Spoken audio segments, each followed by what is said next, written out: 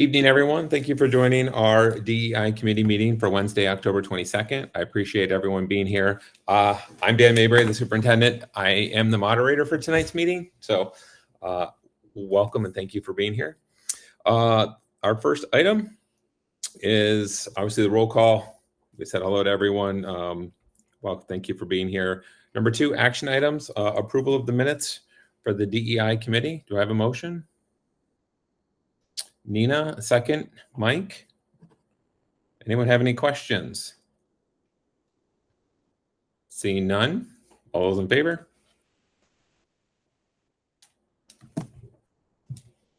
All right. Thank you very much, folks. All right. Number 3, information items, reports from our subcommittees. I believe Student Voices at FMS is maybe the only one that has met since our last meeting.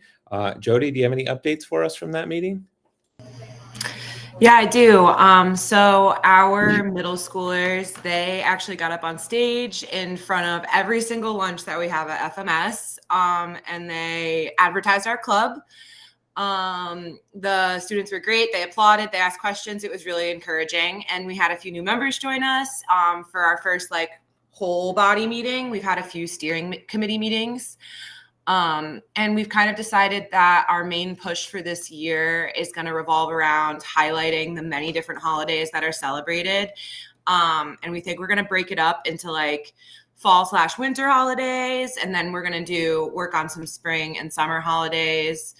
We know that some have passed already. So we think we want in end of November, beginning of December to put something out either on the TV news or at lunches. We haven't really decided yet, but to kind of be this is all the stuff that's happened and is still going to happen this holiday season, and look forward to hearing more about what's upcoming in the future. So when we have our next meeting, we're planning on kind of making sure we know what holidays we want to talk about and starting the work on it. Okay, awesome, fantastic. Anyone have any questions for Jody?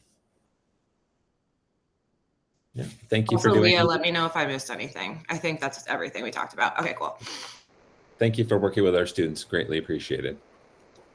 Looking back at the other subcommittees, we're going to send out a doodle poll, but for those of you on communications and community engagement, I really think that the first focus is going to be sort of a combined meeting of those two. I think it's really important that whatever communications we're trying to send out as a group, that we have some touch points, some common language things that we're trying to share out, so that when the community engagement members are out engaging the community, they have some things to talk about, right? Rather than just trying to improvise, if you will, they'll have some talking points. And I think that would be an important place to start. So that first communication for those two committees, community engagement and communications, would go out as a doodle poll for a sort of a combined meeting for that purpose, and then to kind of map out that road trip forward at that point. Any questions? All right, thank you, folks. 3-2, DEI in action, and I'll turn it over to Leah. Hi, thank you. Sorry, it's a little loud over here. Apologies. So a lot has been going on within the past month. Derek has become a really intricate member of the NYSID's DEI Leadership Advisory. He's been to several of those meetings. I was able to actually watch the pep rally in the quiet room so the high school pep rally was wonderful. And there's a space that some students decide to go to instead of going to the gym, so they can live stream, and everyone in that room just looks so comfortable. It's so happy. Some are reading, some are watching. I just love that there's a space for everyone to be involved and included in this pep rally, because it's for everyone. Derek and I, we met with the Pine Bush equity team for their first meeting. And when they heard that the Altamont had done the recording of names last year, that's something that they're interested in doing as well. So I'm going to help them make sure that we can get that on eSchool for them as well. And they are reading just like GES, the We're Going to Keep on Talking, How to Lead Meaningful Conversations in the Elementary Classroom by Matthew Kay and Jennifer Orr. I've actually reached out to Miss Orr, and she's still teaching right now in the elementary schools, but she's hoping to join virtually for one of the meetings. So both of the schools can, as they're reading, they have questions for her, they can talk directly to her, especially since she's still in the classroom doing this work. Let's see. Already heard about FMS Student Voice. I helped organize a free virtual visit with Kwame Alexander for one of the 9th grade ELA classes. I actually sent that link over to all the librarians and also Roy. I'm not sure if anyone else decided to join, but it was really neat. It was like a literary pep rally, kick to the school year type thing, with a lot of different authors. I think it was 2 other authors, Jerry Craft and someone who wrote Because of Winn-Dixie, because she was there as well. It's off the top of my head. Is that Kate DiCamillo? Yes, Kate DiCamillo. She was also one of the authors that was there. So it's just really, really cool to see. And I was also, this is the 3rd year that I've chaperoned the field trip to the 9/11 Museum. Also, the school brought in Wendy Mills, who wrote one of the books that the 9th graders read. It's the every time I go, I feel like I learn something new when I go to the museum. It's really wonderful. I also joined, and Derek joined with me, teacher core class. Hold on just one second.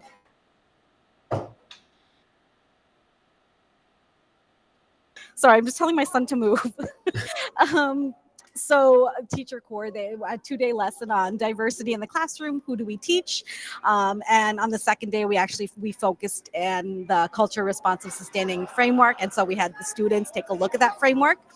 I joined Mike and other administrators at the student forum. Let's see, I co-taught a 10th grade English class on close reading of text. I will use Jacqueline Woodson's The Day You Began, which is, it kind of shows everyone has this unique story, and sometimes people feel like an outsider, but it's good to find courage to share your story, to create connection, community, builds empathy, and students will continue to use, close reading strategies as the year progresses. I was able to visit Altamont Elementary. They had the Albany student ambassadors work with their students. There was a robotics station, a gaming station, 3D printing, simulation outside, like inside of a computer.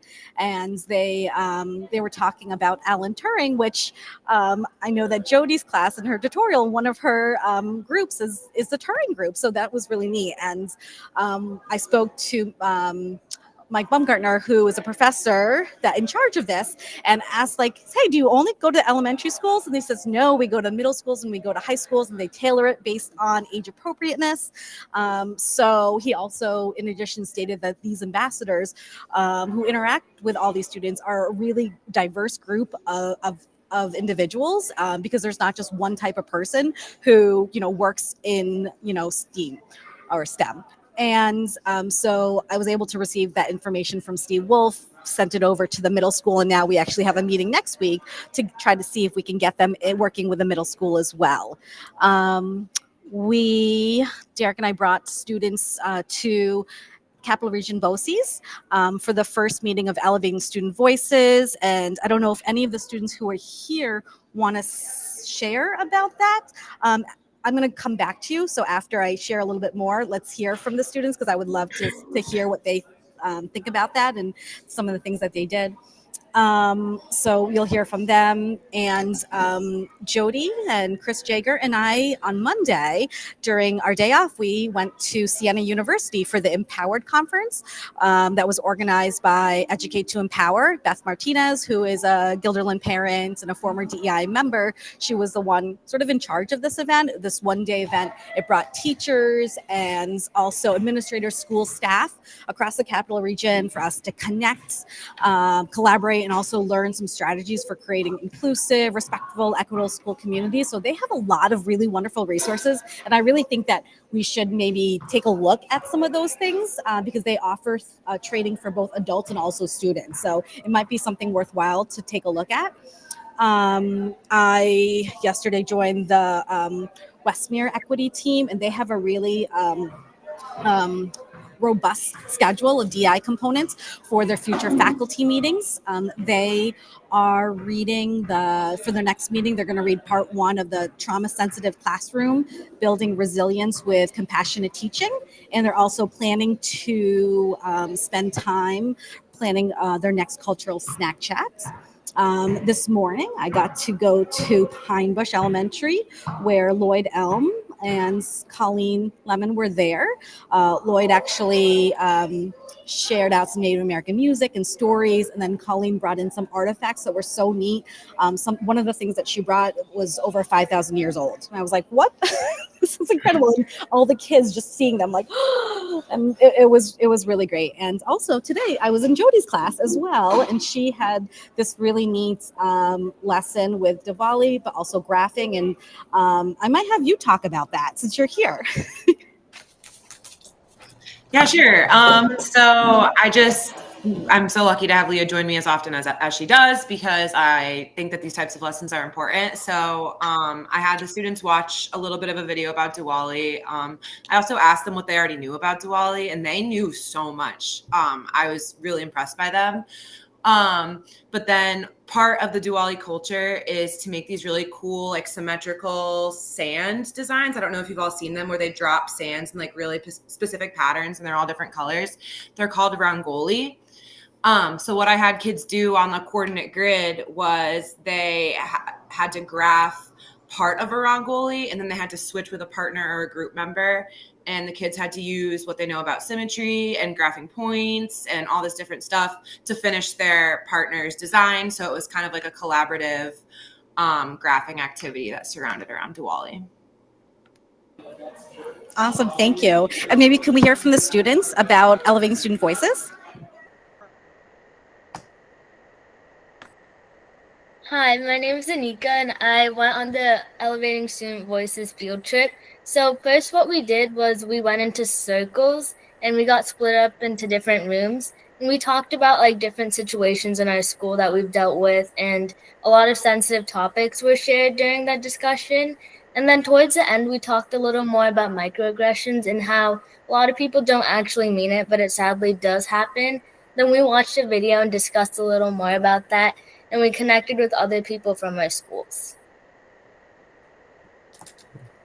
Just to add on to what Anika said, we also, in my group, at least in our like circle discussions, we like talked about our like experiences in our own school and like things we could do to change like Anika said, like the microaggressions in our school, and also like what we think we can like improve within our school as a whole.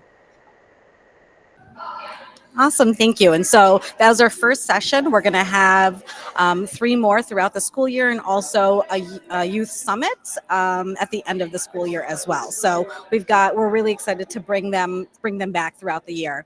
Upcoming, this month is actually AAC Awareness Month, Augmentative and Alternative Communications Month, and so I've been working with Lindsay Maish and Julia Farina about bringing awareness to in FMS, and so we kind of talked about putting together this scavenger hunt that they're going to have some information around the school, and next week all the homeroom teachers will receive some information, and all the kids can participate and learning a little bit more about AAC Awareness Month. It's also Filipino American History Month, not Heritage Month, and so I'm going to be doing oh, cool. Yes, there's a video on FMS. Yeah, thank you, Jody. I'm going to be doing a tutorial takeover where I'm doing a lesson on some Filipino-American history with some students. I know tomorrow the Linwood Equity team will be meeting, and next week Derek and I will be at Capital Region BOCES for the equity officers meeting. They really want to know more about climate and culture surveys, so they wanted to hear a little bit about what Guilderland has done. So we're going to be sharing out that information. Next week, the high school will also be meeting with their student voice. And I think that's it. Awesome. Thank you, Leah. Anyone have any questions? I just have a question, Leah, about you mentioned something at the beginning that Derek was a part of some kind of DEI leadership. What was that? Who was that with? Was that That's a state ed. So the state state ed ed. has Okay. yep, NICED has a DEI leadership advisory, and so he was asked to become part of this advisory committee, and so Oh, he's been excellent. yes, yep. That's great. Okay, thank you. All right, Blanca, you have a question. Yes, Leah, you mentioned, I think I heard you correctly at the beginning, that during the pep rally, students were given an opportunity to go elsewhere. Was that open to all students, and how were they notified? Yes, all students. Mike can probably tell you more about that. Yeah, we have students that have noise sensitivity and don't want to be in that environment, but we still want them to feel like they're a part of the pep rally. So we inform all the students and staff that there is a room available that they can go to have the pep rally kind of streamed to them. Wow, that's great. Thank you. Yes, Tony. You're muted right now, Tony. Oh, sorry. That's okay. Sorry. Hi. You mentioned something, an organization at Siena, and I missed the name of it. What was that? Sure. It's called Educate to Empower. And Is that- they are the ones that actually hosted the STOP conference last year as well. So it's at Siena University. And students may have attended that last year. Yes. Okay. Is it part of Siena, or is it just something that happened to take place there? I think Siena, Siena graciously lets them use the space to have their that conference there. So the one the empowered one this past week, and then the STOP conference in January. Okay. So what's the sponsorship? Is this a private organization, or is it? It's a nonprofit. I think Okay. Neil Golub is an individual, okay. and also the Jewish Federation or foundation also help sponsor it. I actually might have. Oh, look at me! I have the sheet. So Okay. hold on 1 minute. Let's see. Okay.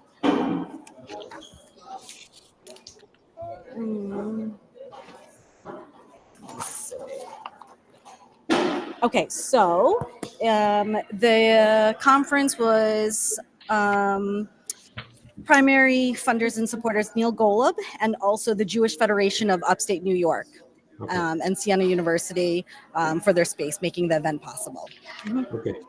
The reason I'm asking is that that could be a source of contact, an ongoing source of contact for stakeholders, DEI stakeholders out in the community. That organization itself, or the people that participate in it, if they're active in doing these kinds of things, that's a potentially really good connection to try to maintain. Yes, absolutely. Especially since one of the organizers is a Guilderland parent, Beth Martinez, and Tibise Hernandez is also, she was the MC. So she's also a Guilderland parent. Okay, good. Thank you. Awesome. Thank you very much. Any further questions for Leah? All right, seeing none. I know, Leah, you'll probably have to step off at some point, so enjoy. Thank you. I'll be listening in my car, so I'll Okay. be around. Okay, thank you. All right, the next component and the final component of this evening's program is to talk about the portrait of a graduate. And I know you got some resources attached with the agenda. I didn't know if anyone, before we talk about it, if anyone had any specific questions or things that they would like to focus on.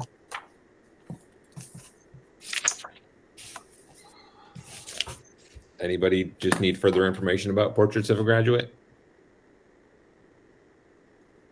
In case you're wondering, it looks like this.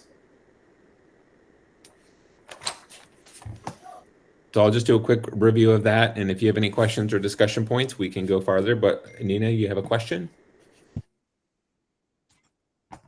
Well, it's more of just a comment. I mean, I don't mind leading off with my feeling that how well it relates to DEI. There's obviously the cultural responsive aspect of it is tremendous.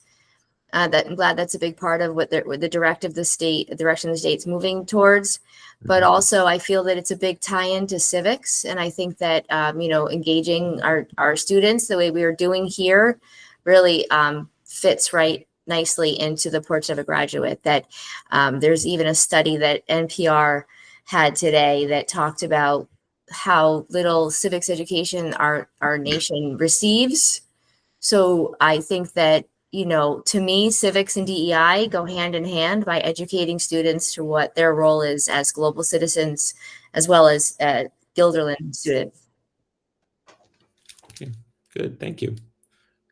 Kim? Hi, I just wanted to kind of follow with Nina, the civic education. I actually went on Monday to the New York State Bar Association for media literacy education. And we had Melinda Person, Shelley Mayer, and Betty Rosa.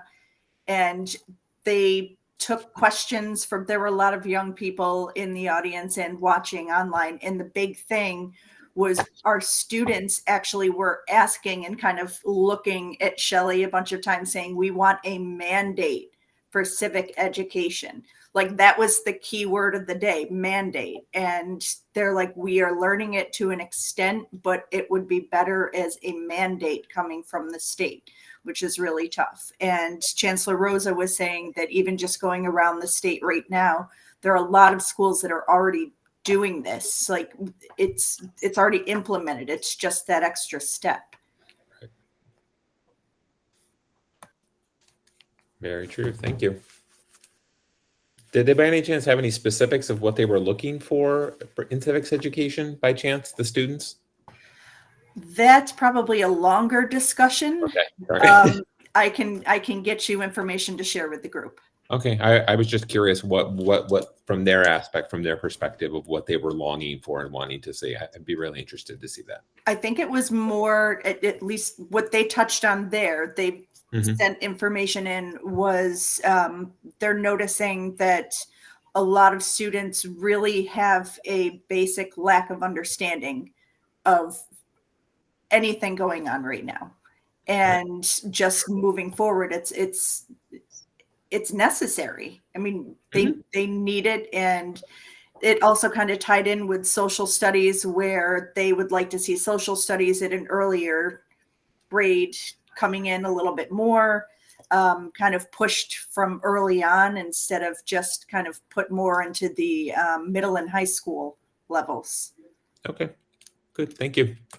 Back to Nina. Sorry, thanks. Yeah, I just have to say that fits perfectly into what I was hearing, which is what obviously I live as a social studies teacher.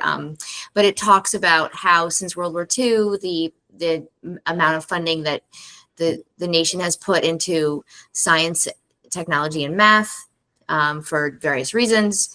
And this one particular story, their information, just to quote them, they said of the $50 per student, and this might be a ratio, that they would spend per student, 5 cents goes to civics, social studies or civics.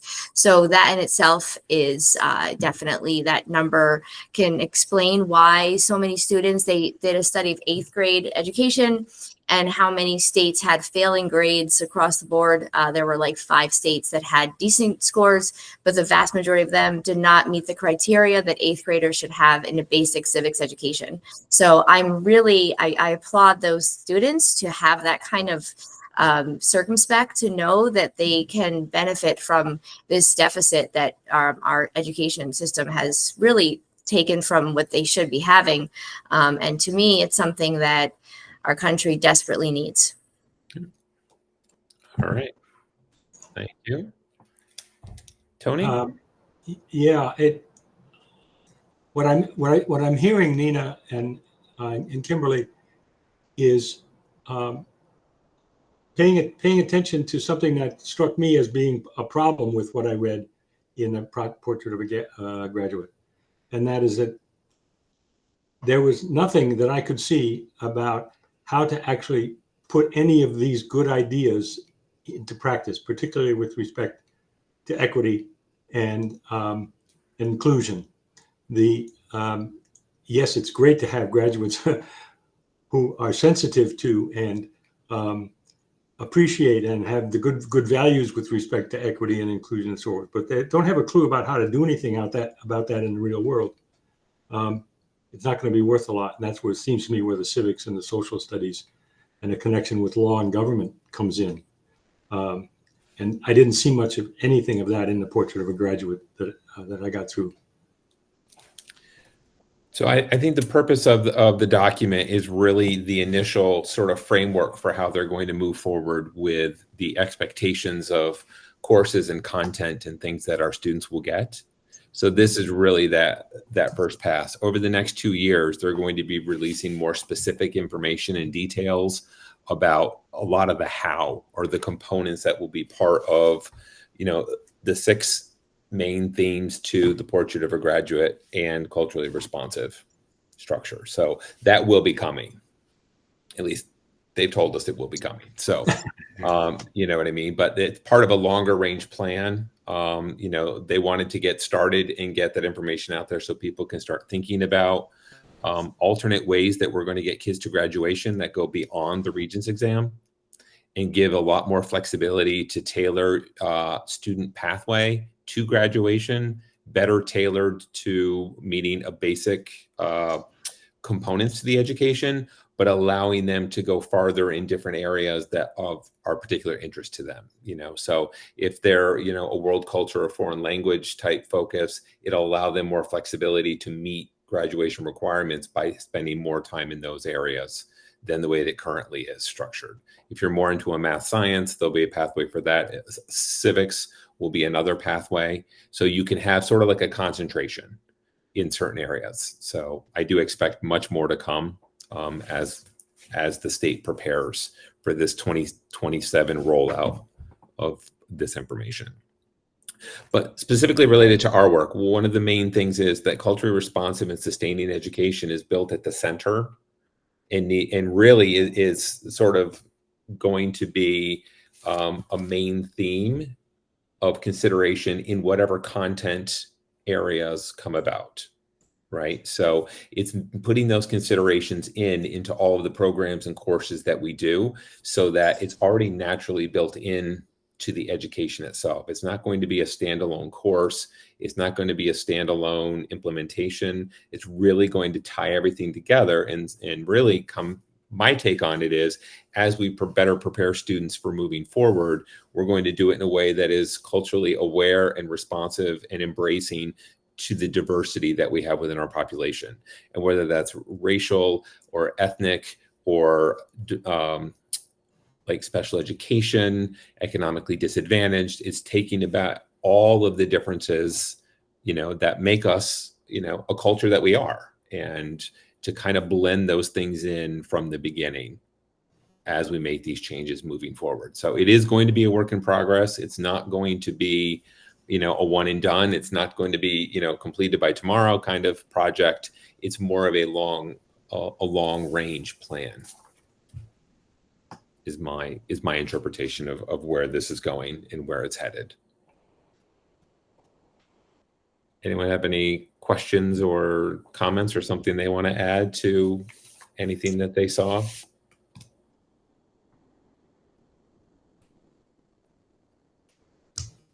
Blanca? It's just a question. In terms of rolling this out, is there a deadline? And I'm sorry if you said it and I missed it. No, but the graduation requirements will change with the 2027 cohort. So the 9th graders that start in the fall of 2027 will be the first students to have the flexibility, the complete flexibility, if you will, to meet the graduation and diploma requirements in a different way than what we currently have today. Well, I think that's really exciting. Last question, sorry. Has there been any pushback or any, I don't know if anyone on the call has heard. I'm just wondering if, it sounds wonderful to me, but I wonder if there were ever any concerns? I have concerns just that many things haven't been built or identified yet, right? Because we still have to figure out all these pathways that we're going to have options for our kids, which is fantastic. And it's about time. You know, if they wanted to go career and technical education, they can. If they want to focus on a traditional model that we have now with Regents exams, they can. And they can go everywhere in between. The only concern that I have, that I've seen voiced and that I voiced, is how do we ensure the rigor between each of the pathways across all school districts in New York State? So it's from not only within our district, from one program to another, but it's also across the state to say, if I get a civics pathway in Guilderland, how does that compare to a civics pathway in Keene or Poughkeepsie or New York City? That's the only kind of question that I've seen kind of hanging out there right now, is how are we going to be held accountable to some level of standard, if you will, without making it a Regents exam? Yeah, that makes a lot of sense. Thank you. You're welcome. Nina? Yep, just two follow-up questions with that too. So one, to your question in regards to making it a fair standard across the board, will each district have to receive approval based on their proposals for those different pathways before they proceed with implementing them?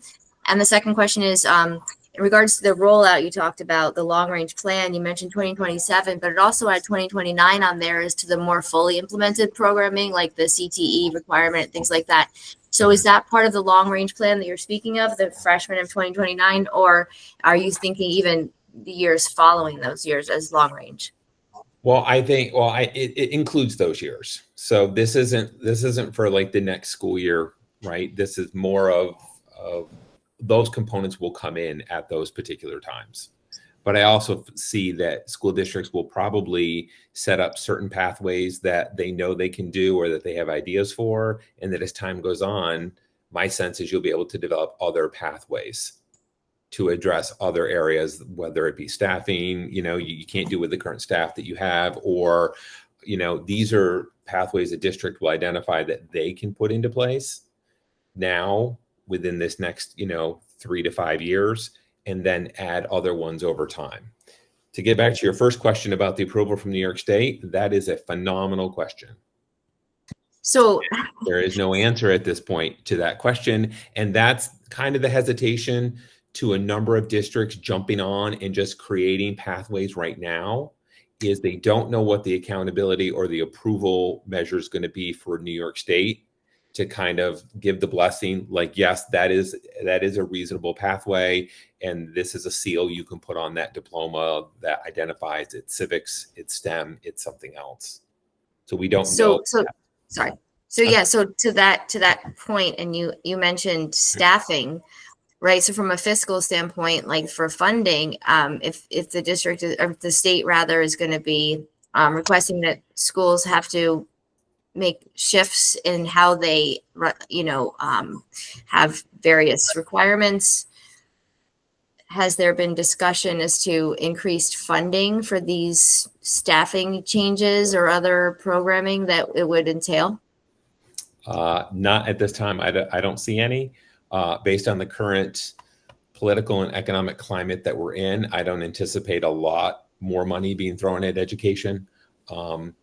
And really, I think a lot of the work is you may not necessarily change staffing per se, but I think it's working toward that alternate of a Regents exam, right? What is that alternate? And then if you're going to go in the civics pathway, what does that look like, right? What additional courses are you going to need to do or do differently that's going to create that pathway to a graduation seal on your diploma? So yeah, there's just a lot of unknowns in that realm at this point. I think a lot of it you could probably do with the staff that you currently have. But if you get really creative and really think outside the box and find some alternate things, I think that's where you might have to, identify different staffing at some point. Kim? Yeah, one thing that was mentioned at the conference were shared services. that seems to be something that they were very interested in. They spoke a lot about districts that are very good at one thing, maybe being able to share that with another district just to make this a little bit more seamless. Right. It gives some options, right? And Yeah. that's a part of the regionalization plans as well that exist across the state that were done by each BOCES. And it's in ours for the Cap Region BOCES is really how can we support each other? And our regionalization plan was more tailored around some of those shared services, shared opportunities, shared advocacy for different things that we want in the area for our students, right? And it's collectively working together. It's sort of tagged 24 United because there's 24 school districts in the Cap Region BOCES. So it's all of us on the same page working toward things that best support all of our students. So I think shared services definitely will play into that at some point, right? The school districts that are really good at one particular thing, right? How can we access that service as a neighboring district, or how can they help train our staff to help us, create a pathway similar to one of theirs if we like that as an object. So there are a lot of options as we move forward, and that is a blessing and a curse, because in a lot of ways having an open runway is maybe not necessarily a lot of direction, and having an exact blueprint is a little constraining. So we're hoping as more direction comes from the state, it sort of balances both, allows a lot of flexibility, but yet gives a little bit of direction about what they're really looking for. So that, to get back to the point from Nina earlier, is, if this has to be approved, or if New York State is going to issue, approval for us to put a civics or a STEM or an arts or a world culture seal on a diploma, I'm sure there's going to be a checkpoint with the state somewhere that says, yes, we can do that. And that's what we don't know at this point.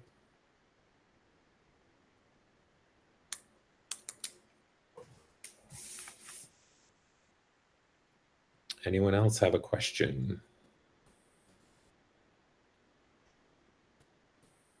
So I think a lot of the work that we do as DEI through our buildings, through the district, from a lens of the portrait of a graduate, is, as we do this work moving forward, how can we incorporate the components of the DEI work that we're doing and the work that we want to do seamlessly into the pathways that we develop as we move forward. So I really do kind of see it hand in hand as this being the portrait of a graduate, and the culturally responsive framework kind of gives you a little bit of a blueprint to being culturally responsive to things. But to just keep that in mind as we do the work of creating our new pathways, that this is important to keep right alongside the content specialties, right? To make sure that it's blended in from the beginning. It's not an add-on. It's not like a Band-Aid that you put on it. It's actually there from the beginning as we talk about these things.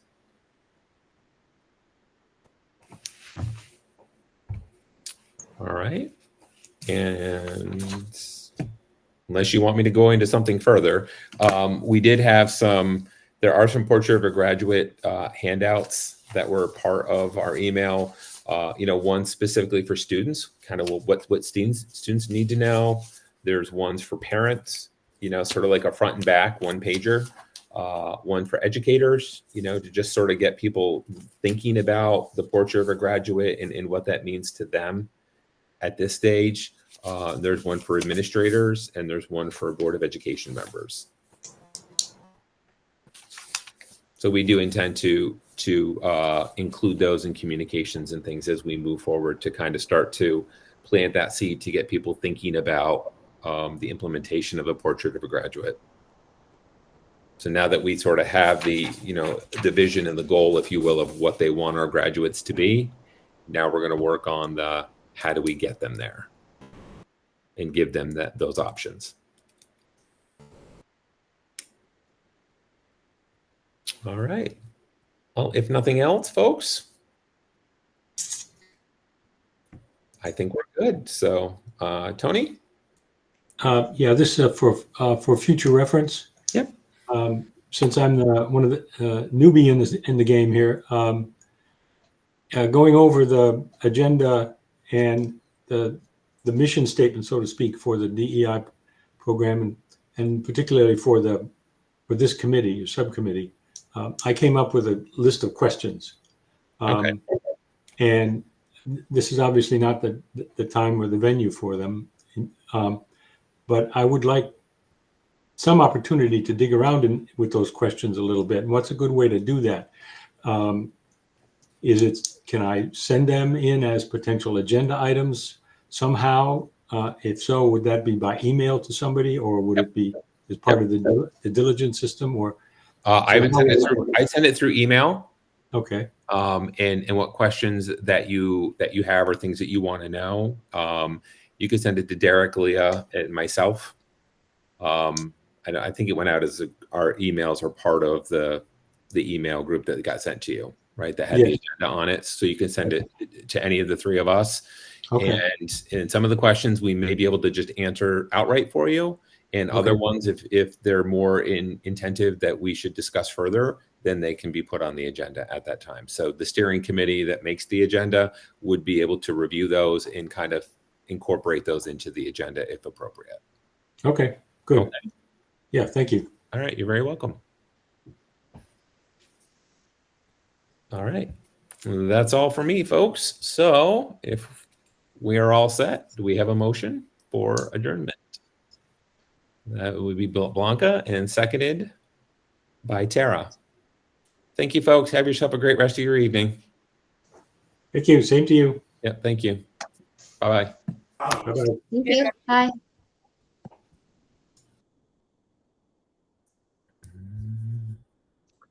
Okay.